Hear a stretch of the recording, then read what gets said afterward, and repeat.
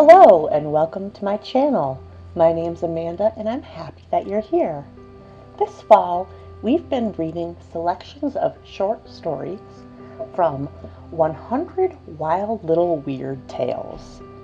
As you can see, the themes of our short stories are on the horror and spooky side. So I've done a random number generator, and today's story is number 11. So just to give you a little bit of backstory before we get started, Weird Tales was a magazine that published stories from 1923 to 1954. So if the stories sound a little out of date, that's why. So if you're in the mood for something creepy, please grab a beverage, kick back, and enjoy. Story 11 is Cat's Cradle by E.W. Tomlinson. If only I had my cats here with me today. It has been a long time since I have seen children playing at Cat's Cradle. It was a popular pastime when I was a boy, and I can remember how children were set to playing the game as an engagement for long Sabbath afternoons, when custom and parents required quiet and repose. On such occasions, my sister and I faced each other from the hassocks placed in the large parlor bow window, and for several hours were occupied with a long loop of cord and a printed chart, which showed us how to begin and how to progress, alternatively lifting a continuously more intricate complex of cord from each other's hands. I have often wondered how the game ever came to this country. What strange group of immigrants brought the Cat's Cradle with them from over the sea? But more I wonder how it ever came to assume the rank of a game for children, whose nearest reproach to evil was occasionally raid on the cookie jar or jam pot. Even in the mild form, it assumed there remained a taint of an old evil, especially since some of the figures were called by such names as Hang the Witch, Flying Goblin, and the like.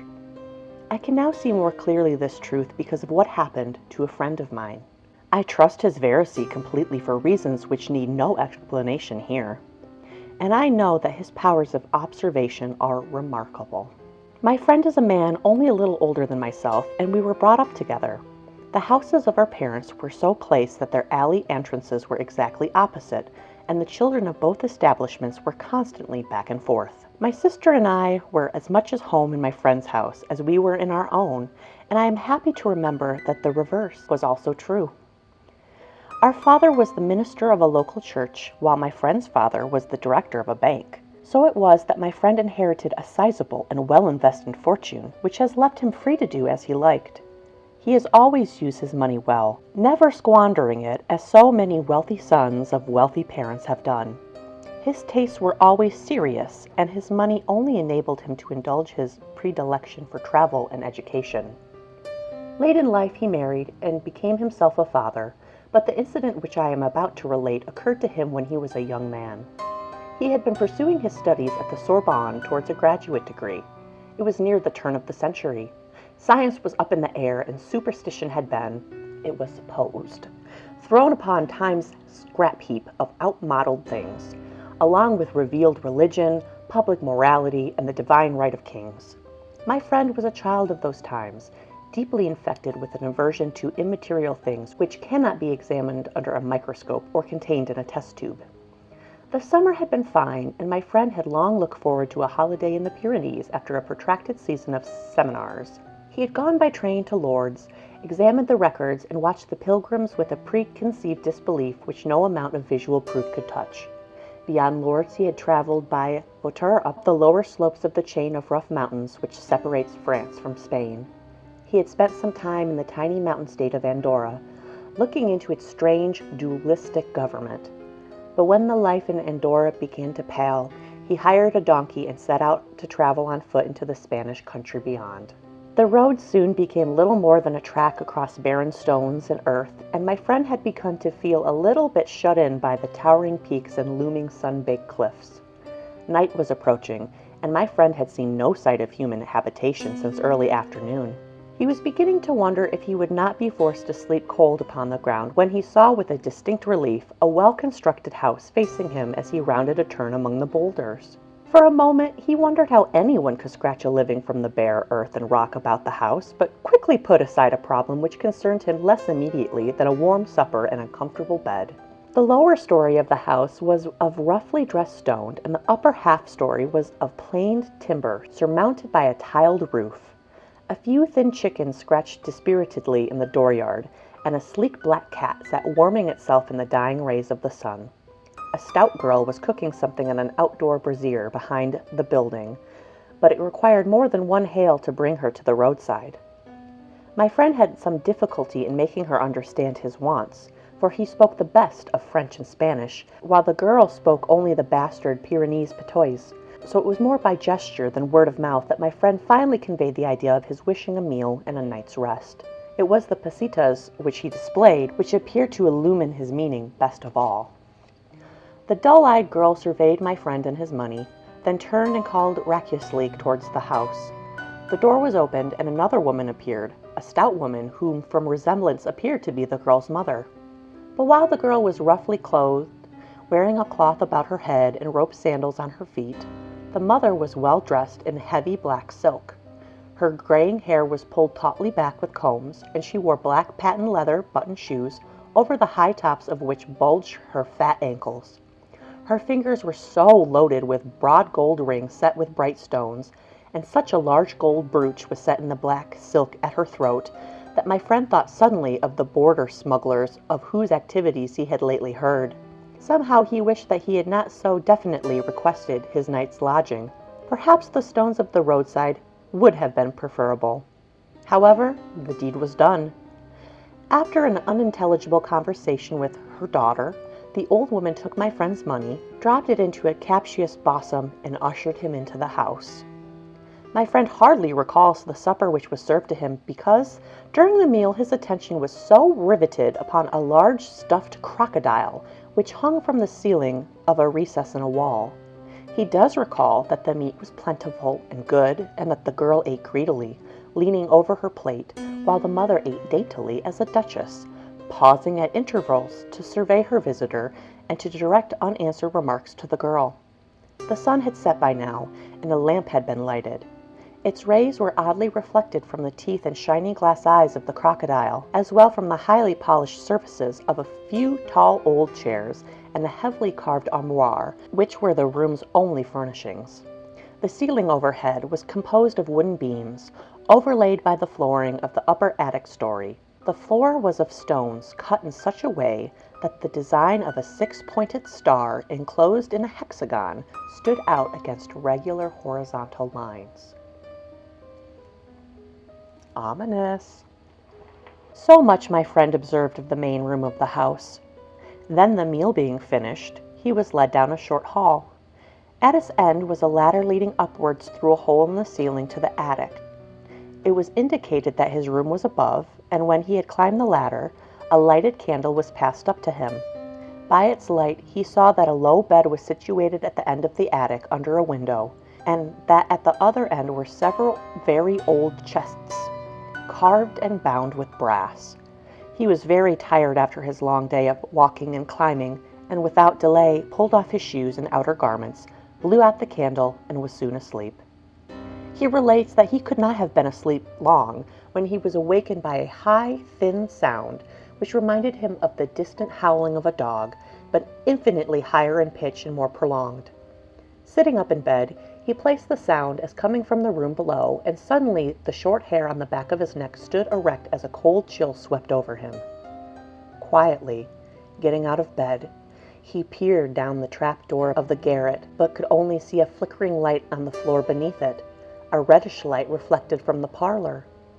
His curiosity infinitely aroused, and his inexplicable fear overcome, he peered about him in the darkness, his eye finally encountering a red gleam among the chests at the far end of the attic. It came from a small knothole in the floorboards, upon which he lay down at full length in order to peer through into the parlor.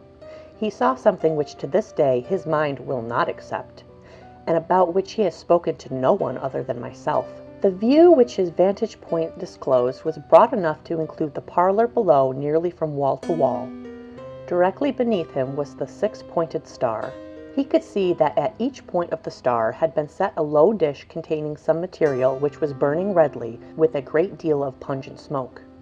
The two women were seated cross-legged upon the floor within the star, and between them lay a square of carpeting. Upon this carpeting rested the black cat which my friend had observed in the doorway. It crouched, and its tail twitched as if it were thinking of pleasant things. Over its back and in the air, between the women stretched a long loop of cord, upon which were strung many bright beads. The women appeared to be playing cat's cradle, and my friend was intensely puzzled as to what might be their purpose in playing such a game at such an hour under such strange circumstances. I think we're about to find out. The high, thin noise he had heard appeared to come from the women, but by now it had been completely sustained, without break or pause. The red light had become more intense, and the room below was becoming partially obscured by smoke. The loop of cord whipped and flashed, evolving patterns more and more complex, the affixed beads seeming to slip into strange planes and angles, from one design into another like the bright patterns in a kaleidoscope. Its effects were hypnotic, and my friend now believes that he slipped into a semi-comatose state as he watched the changing shapes through the obscuring smoke, in which all outlines were growing dimmed, so that the whole scene below him took on an aspect of a scene underwater, objects moving into focus and slipping out of focus in a celeritrious rhythm of strange value. The square of carpeting seemed to roll and twist upon itself in a slow and doubtful fashion, while the cat appeared to have rolled on its back with its legs stretched as if being pulled asunder. The loop of cord moved at dizzying speed, the woman's hands dipping and twisting like evening birds as they passed the cord back and forth to each other. The old woman's tightly confined hair fell from its combs and over her shoulders in a great cascade as she bent backwards and forwards to the rising and falling of the thin wail, which now seemed to come out of the very walls. The girl appeared to grow larger, to impose herself on the scene as it were, and her hands moved with lightning rapidity in opposition to those of the older woman. Suddenly, the noise ceased. The intense activity stopped. The red light flared once more and quickly died away, the smoke seeming to dissipate itself. And my friend saw, but what he saw was impossible for him to accept and oppose. So his senses left him, but not before he saw the girl pick up the cat, if cat it still was, and, opening the bosom of her dress, appeared to nurse it like a woman would nurse an infant. The old woman slumped forward like a half-empty meal sack. This much my friend saw before he fainted. When he came to himself, it was dawn, and the pale light in the garret enabled him to see well enough to get into his clothing. He slipped down the ladder and crossed the empty parlor. As he opened the door, the glassy eyes of the crocodile seemed to gleam with mockery, but the sharp, cool air of the mountain morning heartened him as he untied his burro and hastened away from the house and up the valley. A few hours later, he made his breakfast at a small settlement, which clung to a hillside like barnacles to a ship's hull. At the inn, a few guarded queries elicited response which showed that the villagers detested the old house down the valley. "Because, senor, those women are witches." "Oh, surely, senor, we go there sometimes to obtain a love potion or a medicine against the murrain, but no, senor, we hold no frequent business at that house. It is better, senor, not to tempt the devil." This, then, is the story told by me by my friend when we were both young men and he had just returned from Europe. He did not know what to think of his experience, since it fell into no category with which he was familiar, for his mind does not allow for the possibility of witchcraft.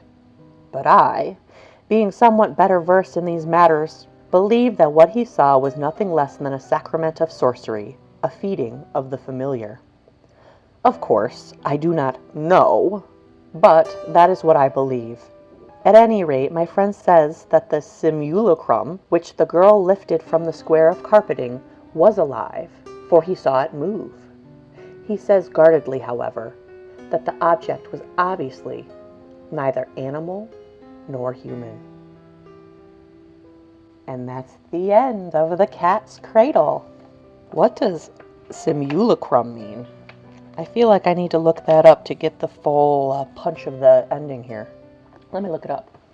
Well, apparently I said it wrong. Simulacrum. a representation of an item or thing.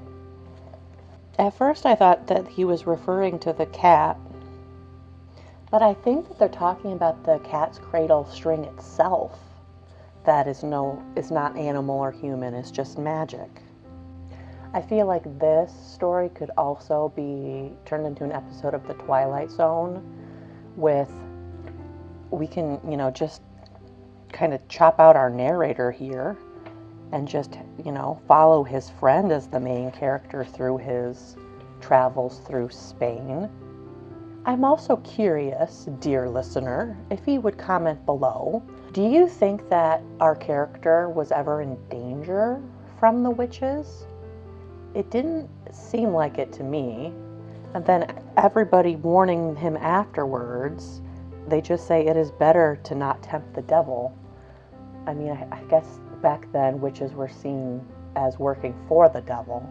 Comment down below. I'm interested in your thoughts. Do you think that these witches are just like living life, wouldn't have hurt him? Or do you think if he had stuck around for breakfast, if he would not have left?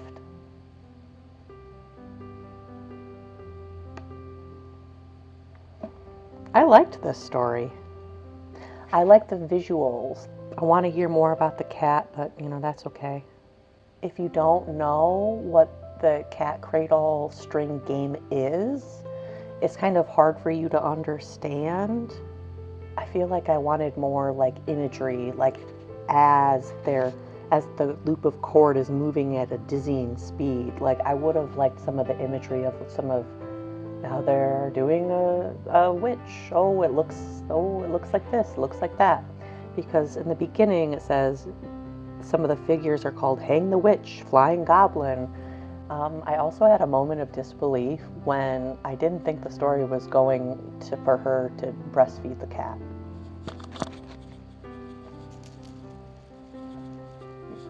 No thank you. No thank you. And what do you think the crocodile symbolized? Does the crocodile symbolize the devil or something else? Comment down below. I'd love to hear your guess. So what did you think of Cat's Cradle? Do you know how to play? Maybe I should get into it. If you liked this video, please give it a like and subscribe for more videos just like this coming your way this fall. I hope you enjoyed, and I'll see you in the next one. Cheers.